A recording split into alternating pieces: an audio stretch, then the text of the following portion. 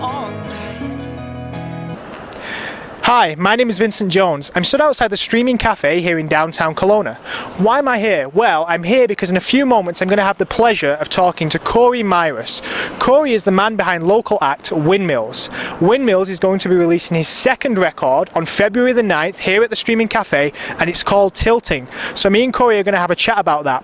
For those of you that don't know, I have spoken to Cory in the past. I have interviewed him for the Music City podcast. You can find a link to that interview in the description below, and I've also written about him in my welcome to Kelowna.com music column. There's also a link to that in the description below. Okay, let's go and talk to Cory. So I'm here with Cory Myraas, who is the man behind Windmills. Thank you for joining me. Yeah, no, thanks for having me. This is great. So the first thing I'd like to do, and it's for people who maybe stumbled across this video and aren't familiar with you, would you describe your musical style maybe in one sentence? In one sentence, well, first off, I'm a loop artist, a one-man band, but it doesn't stop. It's not the cliche one-man band. It's a lot different than I think you'd expect when you hear something like one-man band, and you kind of get this image in your head of maybe just a guy and a guitar, but there's a lot more going on than that. So, I mean, that's more than one sentence, but maybe it's tricky to describe half the time. So, my next question for you would be, and we'll talk to this a little bit. You've got your new album on the verge of coming out. It's your second album. Yeah. You said that elsewhere I've read that you want to make a songwriter's record. Yeah. And I'm kind of wondering what exactly that is, if you could explain, and also if you feel like you've achieved that. I think what I meant with songwriter's record was, I mean, you stumble upon records where it's so much is put into the production value, and you've got these huge soundscapes going on, and kind of things that aren't recreated live, or things you can't hear outside of the record. And for me, I went into the record wanting to focus on kind of the instrumentation as a whole, but also the lyrics as well, and finding a good balance between the two of them. And I think being a one-man band, a lot of that singer-songwriter kind of, not pressure, but that word is thrown around a lot because you are by yourself. So for me, a songwriter's record was kind of focusing on the core of each song, focusing on the lyrics, the melodies, harmonies, and just kind of how the songs would kind of evolve themselves without having thousands of dollars on huge studios and fancy mics and production. Something kind of more, not lo-fi, but kind of closer to me as a person. And I think now that I'm hearing the record after it's gone through the process, that I'm pretty proud of what's kind of been accomplished, and I'm hoping that I achieved that songwriter's record. Well, I think it's great. I've listened to it, of course. Thank you. It comes out on February 9th. I'll make sure that everybody knows when that's coming out in the description of this video. Yeah, for sure. What I'd like to say, you mentioned being in a one-man band and kind of maybe the challenges that brings. With this record, and you don't have the same feedback as when you've been in a band like you have been in the past. Is it challenging in the sense that you're nervous to put it out to the world and you don't really have that same feedback that you would get if you were in a band? Oh, without a doubt. Like I put a lot of pressure on myself when I was making it, just because I don't have that feedback on a regular basis. Whereas like the band, you instantly get that. You're feeding off each other and it's there.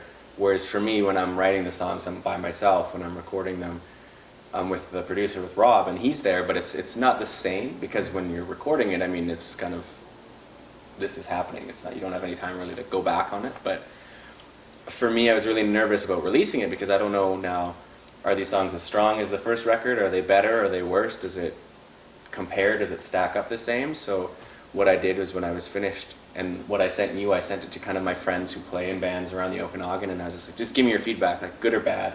I want to know. Like, I know it's kind of late, the record's done, but it was nice because everything that I got back, people were really excited about it. So it was kind of a big sigh of relief, because I didn't want to release something that was subpar, and I think we spent so much time on it, and I think I probably put twice as much effort into each track on the first one, not because the first one I wanted to get it done or anything, it was just because I wanted to really take another step forward and just push myself as hard as I could.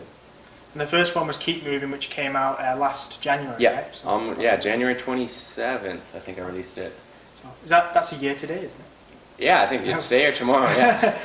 1 year anniversary. Amazing coincidence. Yeah. So the new record's called Tilting. Yeah. Now I know that you have studied English. It's true. And I know there's a Don Quixote reference in the name of your album, so if you want to explain that a little bit. Yeah, for sure. It was never a conscious decision naming myself Windmills and kind of having that Don Quixote reference. And it's just kind of funny, there's little things that kind of built on itself. I was in Mexico 2 years ago, and I bought one of those kind of illusion paintings, and it was a painting of Don Quixote, and at the time I didn't connect the dots, and now it's funny, it's sitting in my room, and I see it on the wall, it's like, oh, there's Don Quixote, and there's Windmills right there. And just with naming it Tilting, it was just something like Tilting at Windmills being such a big part of that book. Honestly, I've never read the book, so maybe I should do some homework on it. Maybe I'm appropriating it completely wrong. I assumed you had, just being, English student, no, smart guy. Probably down the line I should have read it, but it never got there. So no, just with naming it Tilting, it was kind of trying to connect that reference to the people who kind of picked up on the Don Quixote Windmills reference, because I've never explicitly gone out there and been like, yeah, right, I'm Windmills because of Don Quixote, and the iconography's not there, the imagery isn't there, but it was just that line stuck out, and kind of the meaning behind it, and kind of the imagery of someone tilting at windmills or charging at imaginary giants was something that was interesting on the visual level, but it worked really well with kind of the themes that the record dealt with. Yeah. Outside of the great music that's on your album, there are a couple of other interesting, quirky things, maybe not quirky, but interesting characteristics, shall we say. For sure. The other one that I've been dying to ask you since I wrote the piece that came out a little while ago, I didn't want to give it away in the piece I wrote, but thirst, water, water everywhere. I'm wondering, is that a reference to Rime of the Ancient Mariner by Coleridge? Nailed it. It is. That's what it is. And what's the idea behind that necessarily? That poem, the Rime of the Ancient Mariner, is just one of my favorite pieces. Mine too. Yeah, and there's so much in it, and I mean, the song not necessarily connects with the poem too much, but it is. I mean, there is the boat reference. Yeah, it's a nautical themed song in a way, as a heavy metaphor as every song is, but it just, when I was thinking of naming it, it was something that always stuck out, and kind of, not a companion song, but on the first record I've got a song called Fire, and this one is not the antithesis, or it's not different than that, but it's, I mean, they're completely different, but having something that's water themed, something, the other direction was something interesting for me. So when I was thinking of titles, Thirst kind of stuck out, but I remember talking to Rob, and he's like, that just makes me think of like vampires, and everyone's into vampires right now. I was like, okay, let's think about it a little bit more. So then I was thinking, and I was like, well, there's a lot going on in terms of the water references, nautical, the themes can kind of be applied with the Rime of the Ancient Mariner, and kind of that ultimate sin that's committed. So I was thinking, well, let's make the reference water, water everywhere. If someone gets it, they get it. If they don't, it's an interesting song title in itself, and it's kind of a standalone piece. So, but I'm glad you got the reference. I like the poem, good. So I was just, I was like, must be. But I've been wanting to ask you, but I wanted to save it for the interview. Yeah, no, for sure. It's something I've always kind of gone back with. I love that poem so much, and it's full of so many interesting lines that it's just inspirational. So we've mentioned Don Quixote, and I know you haven't read it, and that's 17th century Spanish literature. And then we've got Coleridge, 1798, Rime of the Ancient Mariner. Are you a big reader? Can we deduce from that? I think so. And I think part of that's just being an English major. I was forced to read so many books, and it's just kind of now it's thinking of, oh, where can I pull some weird reference that only I might know? But it's just, I mean, reading is something I've always been passionate about, and it's something it helps. I mean, as a songwriter, it helps to have influences, and it helps to kind of take something that's out there and kind of maybe try and write it your own way or spin it a different way. So it's something that's always been at the root of my writing, is always trying to find a story or a different way of writing about a topic. The other interesting thing about Tilting, the handsome young man on the artwork is your father, I believe. It is. So is there a particular reason for that outside of the familial connection you guys have? In terms of the record, no. I mean, a lot of people now, the running joke is my hair. I cut my hair, so it's not as crazy as it once was, but it'll get back to that status. And what it was is my dad he's renowned for just kind of making fun of my hair and just giving me a hard time about it. And so he would always see my hair, and his line was, oh, it's like weeds on a rock, just crazy, out of control. And then one day we stumbled upon this picture, and it was just like, this is my hair, and my hair had been that way for a while, and then we came on the picture, and it was like, what came first, the hair or the picture? And then it was just like, we showed it to him, and he was like, what's this? Like, where did this come from? And it was just kind of this moment of like spinning it around, and it's one of the pictures of my dad that I really can see myself in. And I remember looking at it and being like, if I make another record, like, this has to be the cover. Like, it's perfect. It works so well. It is a good cover. And with all the comments that have been said about my hair now, it's just like, it'll be a good connection.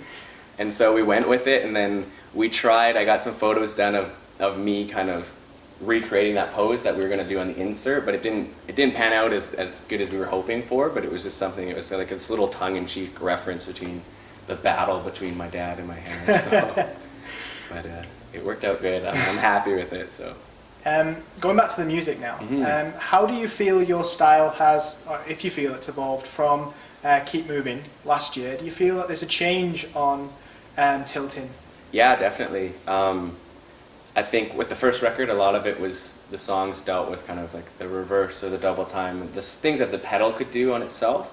And it wasn't so much I was using the pedal as a gateway to not being that as skilled of a writer as I wanted to be musically, but it was just something that I was getting used to, which is now I know the pedal inside and out. I'm used to it, and I've used it so much that I have the control over it that I don't need to throw in those elements. I still use them, and I've got a couple songs that I'm writing now where it's fun to bring that in, just because it's something different and it's experimental, and I like being able to not be so static, and it's something that'll change with the songs. But with this record, I think the songwriting's matured a lot. I mean, a lot happened in the last year, just in terms of personal life and everything. So it was something that I put into the songs. Now that I know how to kind of use the pedal, manipulate it to how I want it to, I found myself writing songs where they didn't rely on kind of having, not gimmicks, but just something different.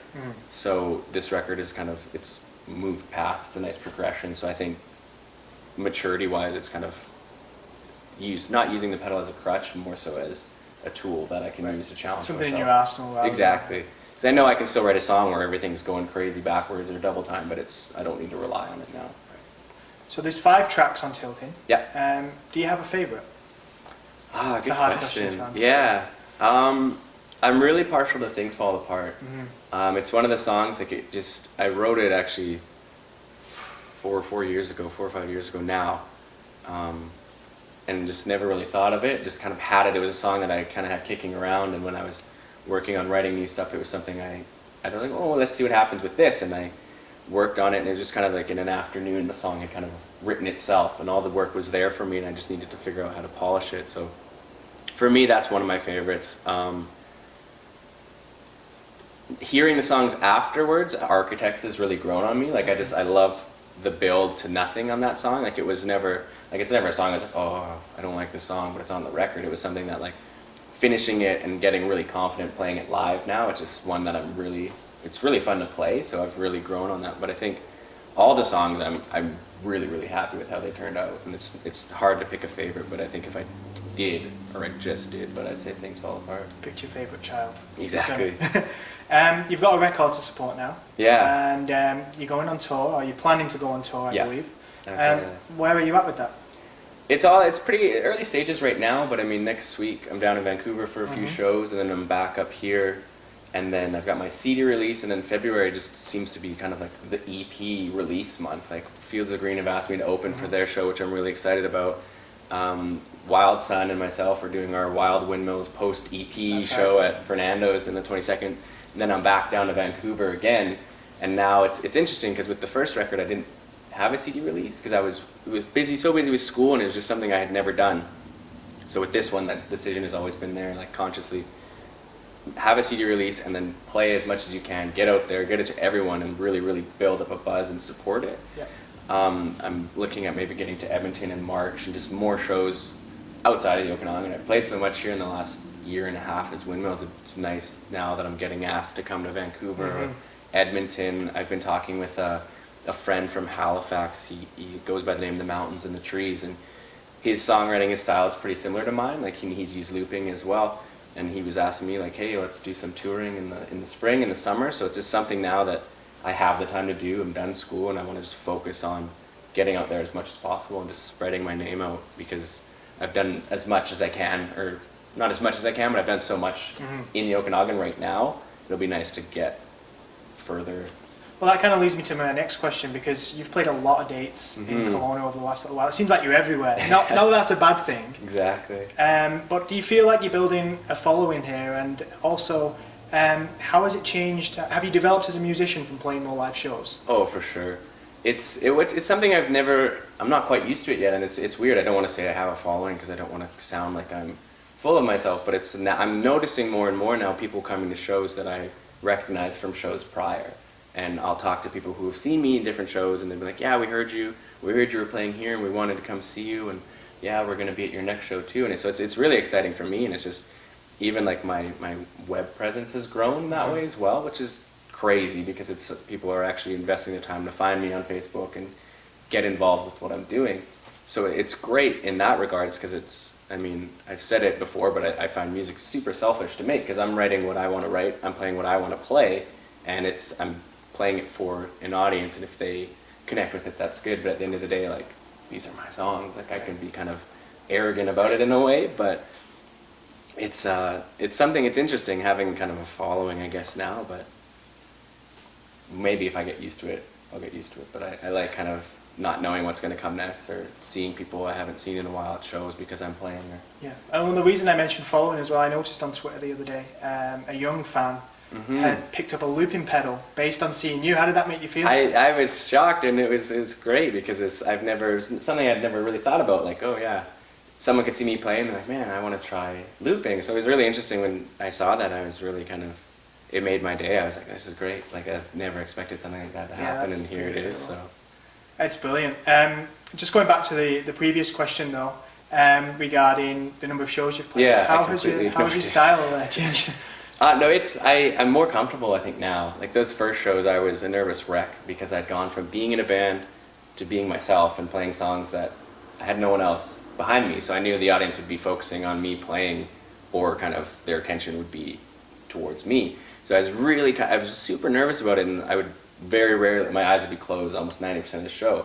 And just my in-between song stuff would be just awkward and terrible jokes. I mean, that's my thing now. I'm still super awkward. My jokes are still terrible, but I'm more comfortable with it, and it's more so I can get behind it, and it's kind of the art of not being funny while trying to be funny. Mm-hmm. So, but definitely, I've played so much now. It's second nature, and I don't get, the nerves don't affect me as, like, sometimes if it's a new venue or if it's a bigger venue, it's always a little nerve-wracking going out there, just because, I mean, the majority of the time I'm opening, so I'm the first person to go out there. I'm the first person to kind of start everything. So, but now I'm used to it, and it's fun, and it's a new challenge. I played at the Fed on the 12th, and I did the whole set with a fake accent the entire night, and what kind of fake accent? I was a fake Australian accent the whole night, and luckily I didn't get beat up, or there was no Australians who took it offensive, but I had friends explaining to their friends, and they're like, oh no, he's not actually Australian. And just right at the end, just dropped it and just went back to my normal voice. But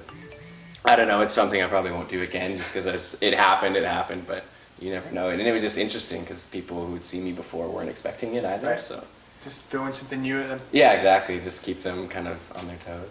Well, I think we've reached the end of my questions. Sure. The last thing I'll throw at you, I'll kind of give you the floor. Do you want to tell people maybe watching this video about tilting, anything you want to say about it that we've not covered? Yeah, I think with tilting, if you've heard the first record, you've heard the first record. If not, tilting, I've spent so much time with this record. I mean, close to 9 months now of just putting everything I have in each song and making sure every track was perfect and as crisp and as clean as I wanted it to sound. And we spent so much time just dialing it all in. And there was a good 4 months where I wasn't able to do vocals just because of sickness and allergies, and my sinuses just didn't want to cooperate. So it was kind of a lot of stress and a lot of kind of work, and on my part has just been put all solely into this record. And it's just, I'm excited. I've never done the CD release before, so I'm hoping people come out and they see it. And I mean, it just being able to have something to now show for it in the last 8 months of just working tirelessly at this, and now it's done, and now I can kind of relax and not worry about recording, and just kind of worry about touring and getting out there as much as possible now. Well, it's definitely something to be proud of. Thank you so much. It's a really enjoyable record. I hope people buy it. And I come to the EP release on the 9th. Mm-hmm. And I want to wish you good luck with everything. Well, thanks so much. Thank you so much for your time. Yeah, Cheers. It was great.